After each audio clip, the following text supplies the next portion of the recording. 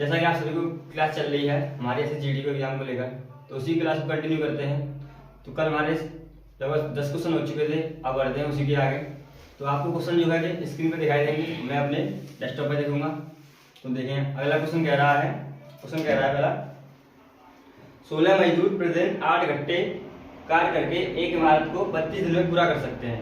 यानी 16 मजदूर प्रतिदिन 8 घंटे कार्य करके एक इमारत को 32 दिन में गिरा सकते हैं। 24 मजदूर 12 घंटे कार्य करके कितने दिन में समान इमारत को गिरा सकते हैं।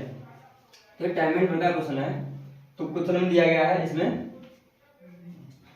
MDH का फॉर्मूला लगेगा। इसे MDH का पॉपुलर फॉर्मूला बोलते हैं, वो होता है MDH, इसको बनवा लेंगे M1 D1 H1, और नीचे वो होता है वर्क, यानी कि जो भी वर्क होता है उसको नीचे लिखते हैं, बराबर M2 D2 H2 upon W2। तो पहले दिया गया है 16 मजदूर, यानी कि M दिया है 16 इंटू 8 घंटे, यानी कि H का मान 8 घंटे, और दिन दिए गए हैं 32, यानी D का मान 32 बटे,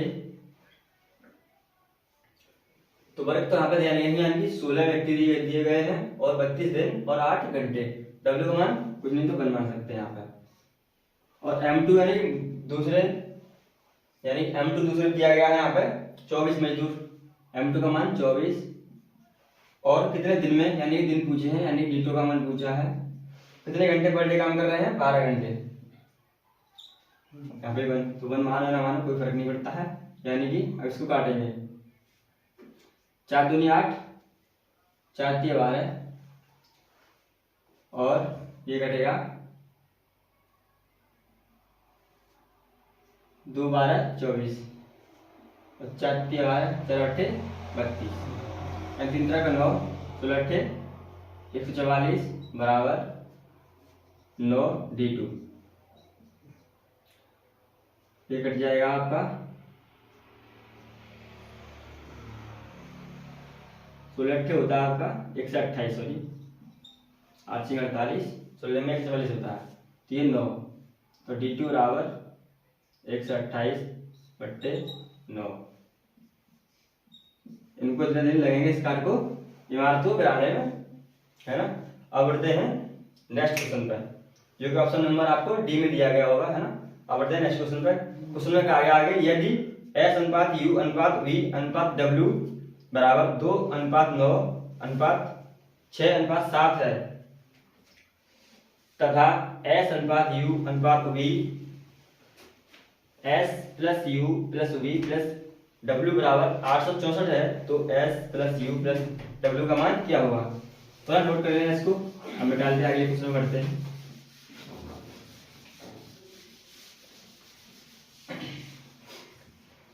हम क्वेश्चन में S अनुपात U, यानी कि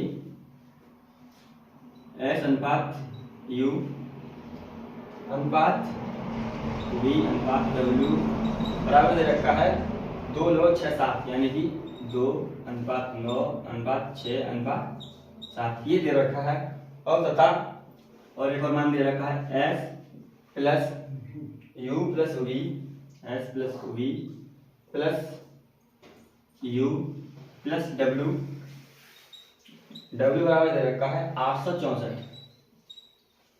तो हमने क्वेश्चन में पूछा है आपको, क्वेश्चन में कहा गया है S plus U plus W बराबर क्या होगा।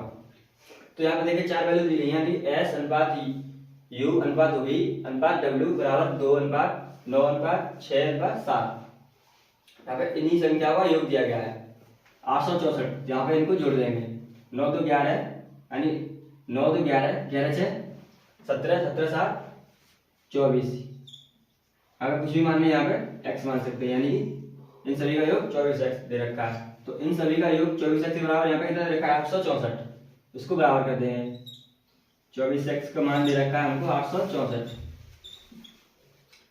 तो एक यूनिट की वैल्यू कितनी आएगी, यानी x का मान,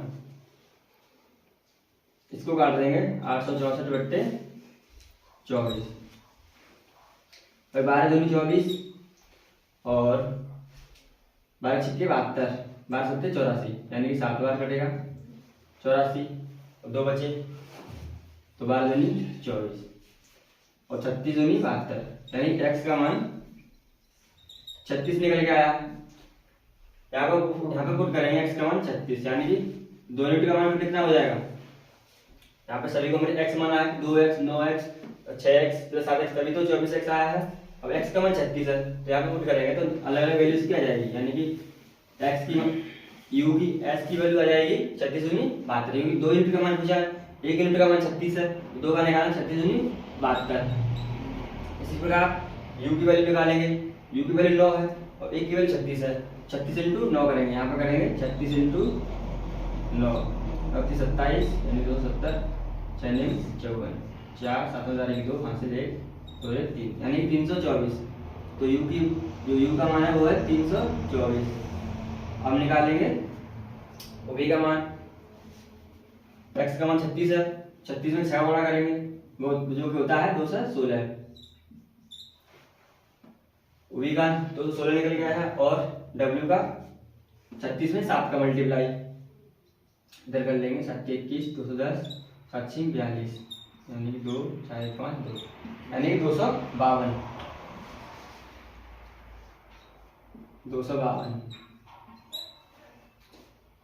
और s plus v plus u plus w दे रखा है 864, तो हमसे s u प्लस w का मान पूछा है, तो इन्हीं को जोड़ देंगे और v को छोड़ देंगे, यानी s को जोड़ना है जो कि s का मान दे रखा है 72, प्लस u को जोड़ना है, u का मान दे रखा है 324, प्लस w को जोड़ना है, w का मान दे रखा है 252, तो इसको भी ऐड कर देंगे 252। अब देखो 4 2 6 2 8 और 5 2 7 7 5 5 2 7 7 7 14 की 4 हासिल 1 3 1 4 और 2 6, यानी ये आ चुका है 648 रुपए, जो कि ऑप्शन नंबर आपको बी में दे रखा है। तो आशा करते हैं दोस्तों आपको समझ में आया होगा। अब बढ़ते हैं नेक्स्ट क्वेश्चन पर, नोट करते हैं।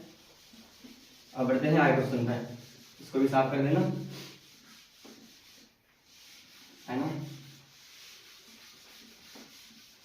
दोस्तों वीडियो को लाइक शेयर जरूर करते रहें अपने दोस्तों के साथ, और चैनल को भी सब्सक्राइब करें। अब बढ़ते हैं नेक्स्ट क्वेश्चन में, कहा गया है एक रेलगाड़ी एक स्थायी गति से चल रही है, यानी कि एक रेलगाड़ी एक स्थायी गति से चल रही है। रेलगाड़ी 340 मीटर लंबाई वाले एक पुल को 35 सेकंड में तथा 460 मीटर लंबाई वाले एक पुल को 38 सेकंड में पार कर सकती है, तो रेलगाड़ी की गति क्या होगी, यानी कि रेलगाड़ी की जो स्पीड पूछी गई है। तो देखें ध्यान से इस क्वेश्चन को। एक रेलगाड़ी स्थायी गति से चल रही है, यानी कि स्पीड उसकी कांस्टेंट है। रेलगाड़ी 340 मीटर लंबाई वाले एक पुल को 35 सेकंड में पार करती है, यानी कि 340 मीटर लंबाई का कोई पुल है, यानी कि पुल की लेंथ दी गई है आपको 340 मीटर पुल की लंबाई, जो कि पहला पुल है उसको उसकी लंबाई दे रखी है आपको 340 मीटर, यहाँ पे लिख लेंगे 340 मीटर। और इसको पार करने में आप ट्रेन को लग रहा है 35 मिनट 35 सेकंड का समय, टाइम दे रखा है 35 सेकंड। और आगे कहा गया है तथा दूसरा पुल है वो कि उसकी लेंथ है 400, दूसरा पुल 460 मीटर लंबा है। दूसरा पुल की लंबाई जो है, दूसरे पुल की लंबाई है 460 मीटर। उसको ट्रेन को पार करने में 38 सेकंड का समय लगा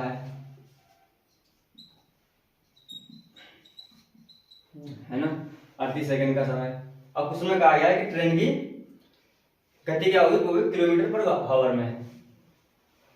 तो देखो जब मान लो कोई ट्रेन चल रही है, वो उसकी कुछ ना कुछ लेंथ होती है, ट्रेन की खुद की लंबाई होती है, और वो 340 मीटर को पुल को पार कर रही है, तो मतलब पुल को भी पार करेगी और अपनी भी लेंथ को पार करेगी, और उसको 35 सेकंड का समय लग रहा है। वही कार्य इसमें किया गया कि 460 मीटर की लंबाई को पार किया गया है और अपनी भी लंबाई को पार किया गया है। तो यहाँ पे इन दोनों का डिफरेंस देखें कि अपनी उसकी लंबाई तो बराबर है, यहाँ पे दूरी इसने अलग अलग की है। एक पुल की लंबाई 460 मीटर है और पहले पुल की लंबाई है 340 मीटर। तो यहाँ पे इनकी जो पुल की लंबाई है उनका डिफरेंस देखो यहाँ पे। क्योंकि यहाँ पे 35 सेकंड लगा है, यहाँ पे 38 सेकंड, क्योंकि 3 सेकंड एक्स्ट्रा तो इसकी लंबाई में डिफरेंस रहा होगा। यहाँ पे डिफरेंस देखो 460 में से 340 घटाएंगे तो 0 और 4 में से 4 गए तो 2, 4 में से 3 गए तो 1, यानी 120 मीटर एक्स्ट्रा दूरी कवर की है दूसरे पुल को पार करने में। और वहाँ पे सेकंड में समय में देखो यहाँ पे 35 सेकंड लगा है और यहाँ पे 38 सेकंड, यहाँ पे 35 सेकंड और यहाँ पे 38 सेकंड, यानी कि 3 सेकंड एक्स्ट्रा। तो ट्रेन की गति क्या होगी, यानी कि गति 120 मीटर दूरी है और समय कितना है 3 सेकंड एक्स्ट्रा लिया है इसने, तो ट्रेन की गति आ जाएगी। और इसको ये मीटर पर सेकंड में आएगा, तो इसको क्वेश्चन में पूछा है किलोमीटर पर घंटा में, क्योंकि ऑप्शन सभी किलोमीटर पर घंटा में चाल में दिए गए, तो इसकी जो कि मीटर पर सेकंड से चाल होती है उसको किलोमीटर पर घंटा बदलने के लिए 18/5 से मल्टीप्लाई करना पड़ता है। और किलोमीटर पर घंटा की को गति को मीटर पर सेकंड लाने के लिए 5/18 से, यानी बड़ी वैल्यू को ऊपर रखते हैं। 18/5 को यहाँ पे मैं लिख देता हूँ, आप इसको ध्यान रखें। यानी मीटर पर सेकंड से किलोमीटर पर आवर में जाने के लिए 18/5 से गुणा, और किलोमीटर पर आवर से मीटर पर सेकंड में जाने के लिए आपको 5/18 से गुणा करना है। ये चीज आपको ध्यान रखनी है ना। तो वही हमने यहाँ पे किया है, क्योंकि हमारी चाल जो स्पीड जो है मीटर पर सेकंड में है, क्योंकि ये दूरी मीटर में है और टाइम सेकंड में, तो यहाँ पे हमारी जो चाल है वो मीटर पर सेकंड में आएगी। तो इसको क्वेश्चन में कहा गया है कि किलोमीटर पर घंटा में निकालने के लिए, तो हमने यहाँ पे 18/5 से गुणा किया।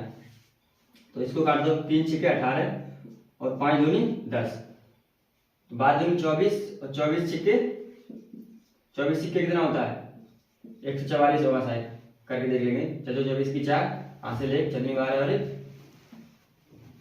24 की 4 हासिल 2, सॉरी कैरी 2 आएगा। 12 तो 24, 12 तो 14, यानी 144 किलोमीटर पर घंटा, जो कि ट्रेन की गति है, जो कि ऑप्शन नंबर आपको डी में दे रखा है। तो देखिए एक बार ध्यान से, पहली जो ट्रेन है जो पहले पुल को 340 मीटर की लंबाई थी, उसको 35 सेकंड में पार कर रही है, और दूसरे पुल की लंबाई 460 मीटर है, जो कि इसको ट्रेन को समय लग रहा है 38 सेकंड इसको पुल को पार करने में। और ट्रेन की जो है लंबाई जो कांस्टेंट दी गई है, उसी प्रकार यहाँ पे 340 और 460 का डिफरेंस लिया, क्योंकि यहाँ पे 35 सेकंड लग रहे थे, यहाँ पे 38 सेकंड, तो 3 सेकंड का समय एक्स्ट्रा लगा, तो यहाँ पे डिफरेंस भी आएगा, जो कि 120 मीटर दूरी है। तो फॉर्मूला लगाया यहाँ पे चाल लगा दूरी समय, ये 120 मीटर की दूरी है, समय 3 सेकंड इसको एक्स्ट्रा लग रहे हैं यहाँ पे समय का डिफरेंस, और यहाँ पे 18/5 का मल्टीप्लाई है किलोमीटर पर आवर में चेंज करने के लिए, है ना दोस्तों। अब बढ़ते हैं नेक्स्ट क्वेश्चन पे, आशा करते हैं आपको समझ में आएगा। अब बढ़ते हैं अगले क्वेश्चन पर, इसको नोट करिए, अगर क्वेश्चन आपको अपनी स्क्रीन पर दिख रहा होगा।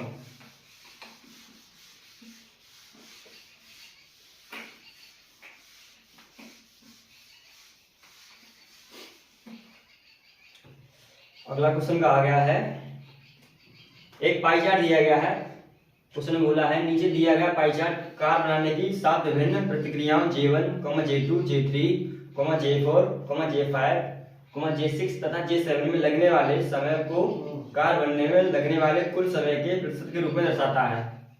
एक कार बनने में कुल 1200 घंटे समय लगता है, और ये आपको ये वृत्त में पाई चार्ट दे रखा है, इसकी परसेंटेज अलग अलग वैल्यू दे रखी है।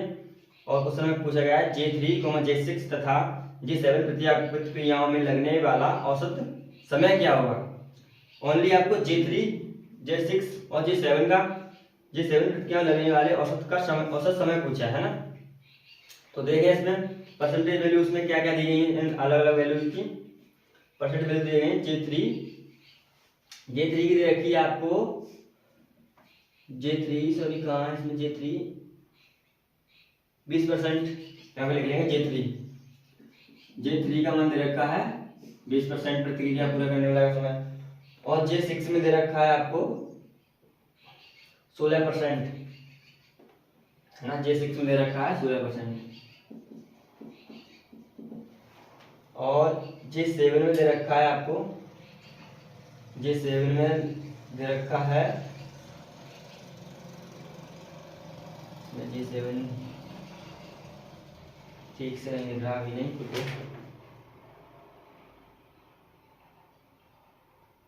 12% शायद, 12%, G7 में 12%। अब क्वेश्चन में कहा गया है और टोटल मान दे रखा है आपको ऊपर सभी, इन सभी जो J1 है, J2 है, J3 है, J4 है, J5, J6 और J7, इन सभी का जो टोटल इसमें समय लगा है वो है 1200 घंटे। पहले इनको जोड़ लेंगे क्योंकि हमने इन तीनों का औसत पूछा है। 6 2 8, 2 3 और 1 4, यानी कि इन तीनों को 48% समय लगा। तो हमको कुल समय 1200% दे रखा है, जो 100% का मान दे रखा है। तो हमको मान केवल इनका निकालना है, इनकी औसत मान निकालना है। तो 48% आया है तो 1200, इसका फिर 48% समय निकाल देंगे क्योंकि उसमें J1 भी है, J2 भी है, J3 भी है, यानी J7 तक है। हमें ओनली 3 का चाहिए, J3 का और J6 का और J7 का। तो निकालेंगे यहाँ पे हो जाएगा ये 1248 और 96, 6 9 8 17 7 8 1 4 1 5, यानी 576 घंटे इन तीन ने, जो भी आपको जो कार बनाने की जो है प्रतिक्रियाओं में औसत समय दिया गया उसका ये 576 घंटे यानी तीनों ने लिए, यानी J3 ने, J6 ने और J7 ने। अब क्वेश्चन में कहा गया इन तीनों का औसत समय ज्ञात कीजिए, यानी 576 बट्टे कितने प्रतिक्रियाएं, 3 है ना, 3 ही दी गई है यहाँ पे, J3 J6 और J7। तो यहाँ पे 3 का भाग दे देंगे क्योंकि कभी भी औसत निकालने के लिए जो उनका योग होता है वो ऊपर लिखते हैं और जो संख्या होती है नंबर ऑफ वैल्यू, यानी 1 2 3, यानी ये J3 है 1, ये 2 और ये 3, यहाँ पे 3 लिखा, 3 से भाग देंगे। तो यहाँ पर एक बार जाएगा 2 से 3 ने 27 और 3 दूनी 6, यानी कि इनको औसत जो समय लगा है वो लगा है आपको यहाँ पे 192 घंटे। तो अब बढ़ते हैं नेक्स्ट क्वेश्चन पर। दूसरी अगली डी आई है हमारी, देखिए अपनी स्क्रीन पे।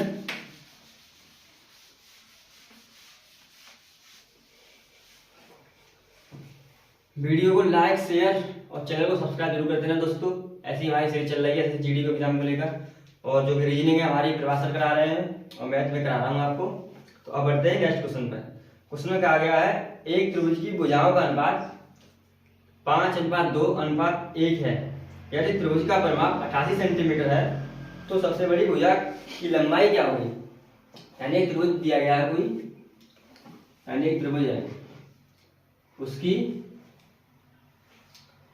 भुजाओं का अनुपात दे रखा है 5 2 और 1, यानी कि इसको मान लेते हैं 5x और 2x और 1x, ये भुजाओं का अनुपात दे रखा है। यदि त्रिभुज का परिमाप 88 सेंटीमीटर है तो सबसे बड़ी भुजा की लेंथ पूछिए। परिमाप क्या होता है, इन सभी भुजाओं का योग। तो सभी भुजाओं का योग करेंगे पहले, 5 2 7 और 1 8, यानी कि त्रिभुज का परिमाप हो चुका है। त्रिभुज का परिमाप, किसी भी आकृति का परिमाप जो होता है उसकी सभी भुजाओं का योग होता है। तो परिमाप लिखा है इसका हमने 5 2 7 और 1 x 8x, इसका मान दे रखा है क्वेश्चन में 88, यानी कि इसका मान दे रखा है 88 सेंटीमीटर। तो 1x का मान कितना आ जाएगा 11 सेंटीमीटर, 8 का इसमें भाग देंगे तो x का मान आ चुका है 11 सेंटीमीटर। क्वेश्चन में पूछा सबसे बड़ी भुजा, तो यहाँ पे इस ट्रायंगल में आप देखिए सबसे बड़ी भुजा कौन सी है, x तो है सबसे छोटी भुजा और 2x है x से बड़ी भुजा। हमें 5x जो है सबसे तीनों में बड़ी भुजा है, इसी का मान पूछा है। तो यहाँ पे 5x का मान पूछा है, 5x बराबर 11 इंटू 5x का मान पूछा है ना, सॉरी यहाँ पे x का मान 11 क्या सेंटीमीटर है, 5x का मान पूछा है तो 5 और x का मान कितना है 11, बराबर कितना आया 11 55 सेंटीमीटर। तो ये हमारी भुजा है वो 55 सेंटीमीटर निकल के आ रही, जो कि आपको क्वेश्चन में दे रखा है option number D. Option number D है आपका, जो कि राइट हो जाएगा यहाँ पे।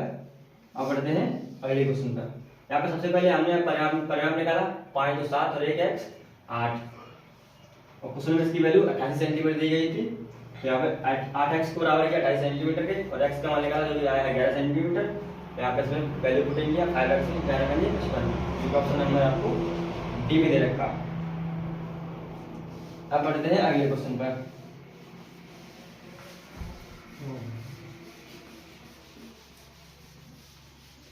और हमारा नेक्स्ट क्वेश्चन है, इसको देखें। दीपक तथा विनोद की गति क्रमशः 19:12 के अनुपात में है। यानी कि स्पीड का रेशियो दे रखा है, यानी स्पीड का अनुपात दे रखा है 19:12, 19:12। और दीपक और विनोद, यानी यह दीपक और विनोद। यदि विनोद की गति 84 किलोमीटर पर घंटा है तो दीपक की गति क्या होगी? यदि क्वेश्चन में दी गई है विनोद की गति, विनोद की गति दी गई है 84 किलोमीटर पर घंटा, यानी 84 किलोमीटर पर आवर। क्वेश्चन में पूछा है तो दीपक की गति क्या होगी, यानी कि इसका मान पूछा है दीपक की गति, तो कर देंगे सीधा। यानी कि तो विनोद का मान यहाँ पे अनुपात में 12 दे रखा है, हमारे रेशियो, तो यहाँ पे 12 यूनिट का मान दे रखा है। विनोद की गति यहाँ पे 84 दी गई, 84 किलोमीटर पर घंटा, तो 1 यूनिट का मान कितना आएगा? 12 सत्ते 84।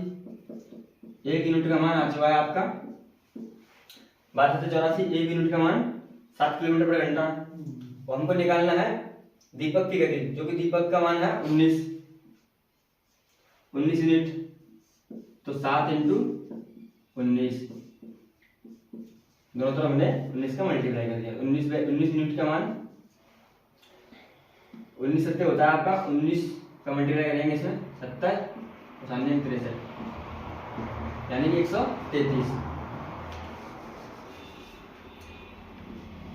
133 किलोमीटर पर आवर, जो कि आपकी दीपक की स्पीड निकल कर आ गई। उसमें विनोद की वैल्यू दी गई थी, विनोद की और स्पीड भी दी गई है यहाँ पे, और अनुपात में मान, और दीपक का रेशियो दिया गया था 19। यहाँ पे विनोद के बराबर किया 12, 1 यूनिट की वैल्यू आ चुकी है आपकी 12 सत्ते 84, तो 19 का मान 19 सत्ते 133, जो कि आपको ऑप्शन नंबर सी में दे रखा है। अब बढ़ते हैं आगे, अगला क्वेश्चन देखेंगे। अगला क्वेश्चन में कहा गया है एक वस्तु को 12.5%, अभी देखते हैं इसको। एक वस्तु को 12.5% की छूट देने के पश्चात 5,845 रुपए में बेचा गया है, तो वस्तु का अंकित मूल्य क्या हुआ?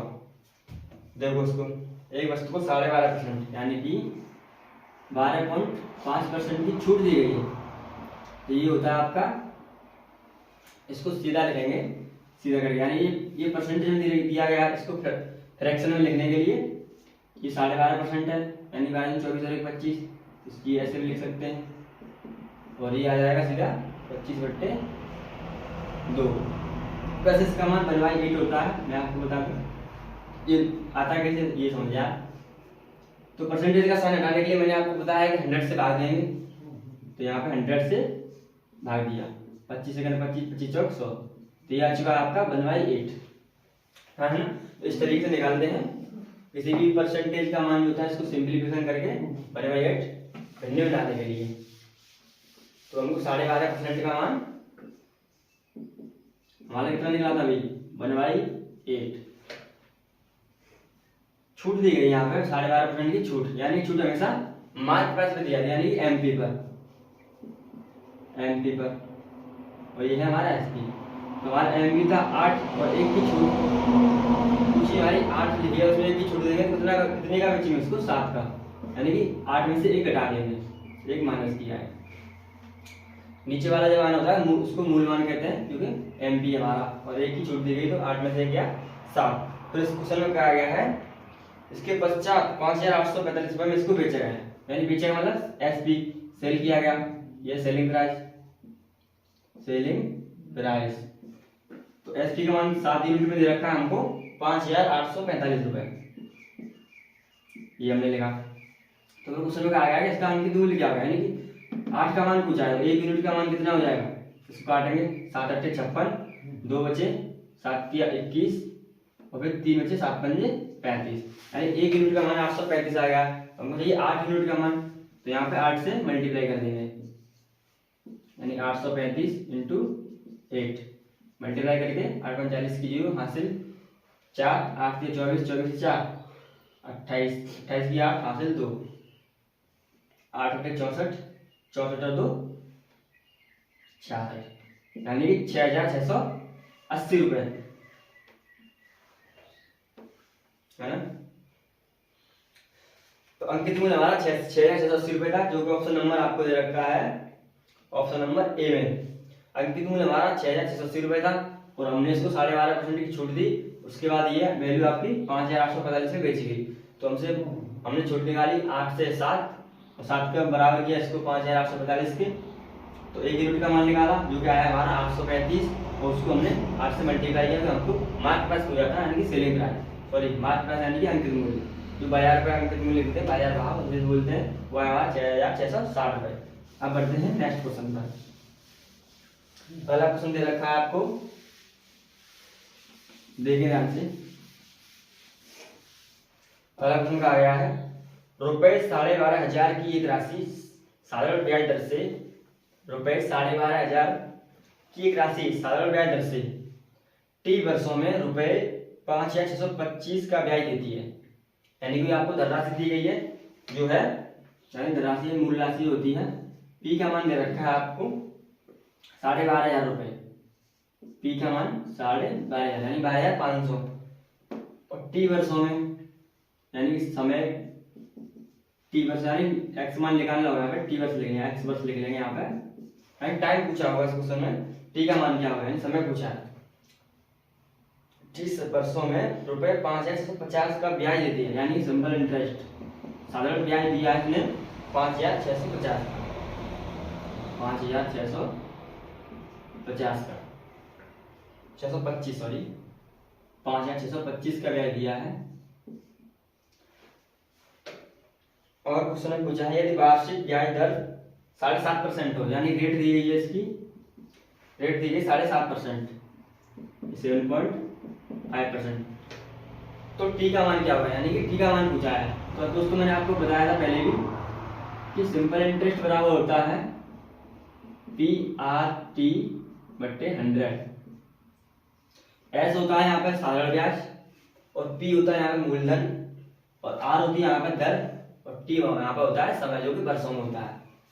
तो हम निकालेंगे, बराबर रख देंगे इसको। साधारण ब्याज कितना है 5,625 बराबर 5,625 बराबर दे रखा है, हमारा मूलधन रखा है 12,500, 12,500 और दर दे रखी है हमको 7.5% की, यहाँ पे दर लिख दी।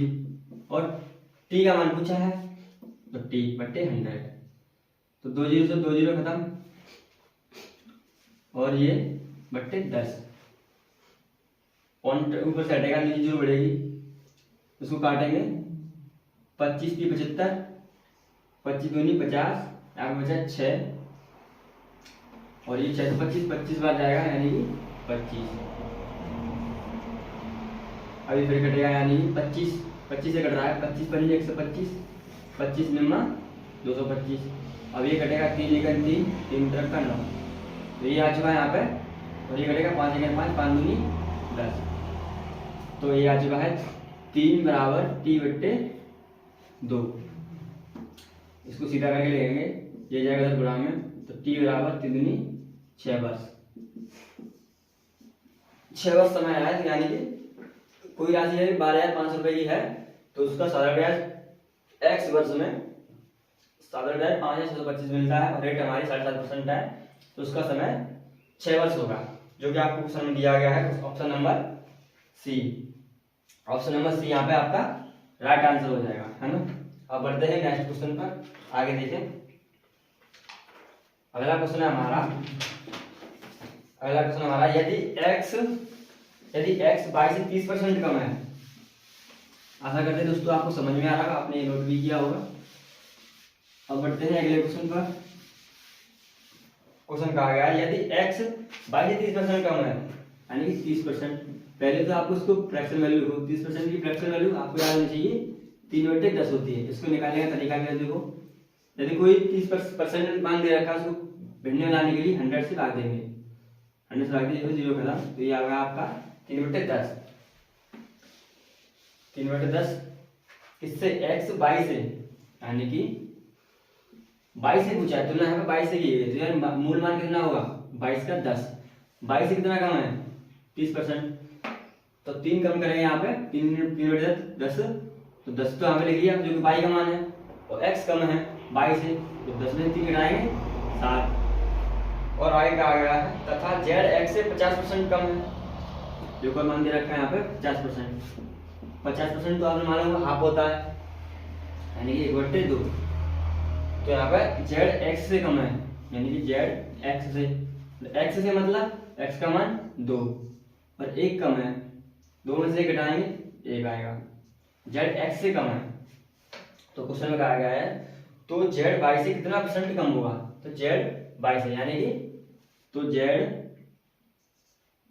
y से, इससे पूछा है, तो यहाँ पे लिखेंगे सीधा सीधा z/y से, क्योंकि तुलना की गई है, हमको ये चीज निकालनी है यहाँ पे। अब सीधा करते हैं इसको सिंपलीफिकेशन की तरह।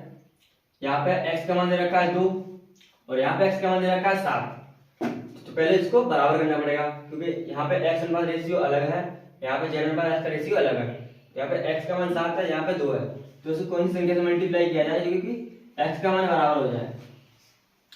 यदि हम यहाँ पे करते 2 से मल्टीप्लाई और यहाँ पे करते 7 से मल्टीप्लाई, यदि आपको कोई भी ऐसी वैल्यू नहीं पता चलती है, अब यहाँ पे नीचे इसका मल्टीप्लाई, जो ऊपर वैल्यू यही है, और ऊपर नीचे वाली वैल्यू को मल्टीप्लाई कर दें जब आपको कोई वैल्यू न मालूम पड़े। तो ये आ जाएगा आपका 7 दूनी 14 और 10 दूनी 20, जो कि x अनुपात y है। और यहाँ पे आ जाएगा आपका 7, देखो 7, यहाँ पे एक मल्टीप्लाई होगा क्योंकि पूरे में मल्टीप्लाई होगा, फिर 7 और 7 दूनी 14, तो x का मान यहाँ पे भी 14 और z का मान यहाँ पे 1, यहाँ पे 7 है। तो अब क्वेश्चन क्या आ गया है कि z y से कितना कम है, यानी कि z y से कितना % कम है।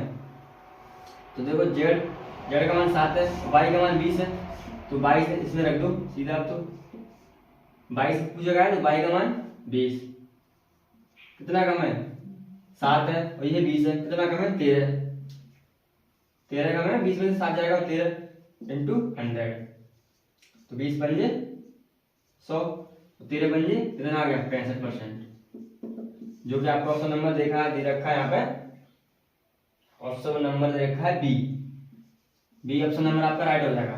तो हमने पहले इसको सीधा लिखा, सीधा लिखा, क्वेश्चन में कहा गया था x y से 30% कम है, उसको फ्रैक्शन वैल्यू लिखा, और आगे क्या गया था z x से 50% कम है, तो 1/2, तो z x से 50% कम किया, और z/y पूछा था यहाँ पे, इसको सीधा करके यहाँ पे x का मान बराबर किया, जो कि 2 से मल्टीप्लाई करके यहाँ पे 7 से मल्टीप्लाई किया, तो x का मान 14 दोनों तरफ बराबर हो चुका है, क्योंकि इनका मान भी बराबर करना बहुत जरूरी है, क्योंकि यहाँ पे भी x है यहाँ पे भी x है, तो इसको बराबर करके तो यहाँ पे आया 20 और यहाँ पे आया 7।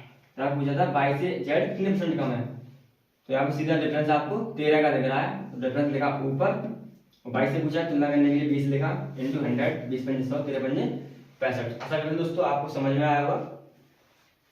अब बढ़ते हैं अगले क्वेश्चन पर। नेक्स्ट क्वेश्चन देखें, आपकी स्क्रीन पर आ रहा होगा। दोस्तों वीडियो अच्छी लगी तो लाइक भी किया करें, कमेंट और शेयर भी करें अपने दोस्तों के साथ, और चैनल को सब्सक्राइब करें। ऐसी हमारी सीरीज चल रही है वीडियो को एग्जाम को लेकर, इससे आपको काफी मदद मिलेगी।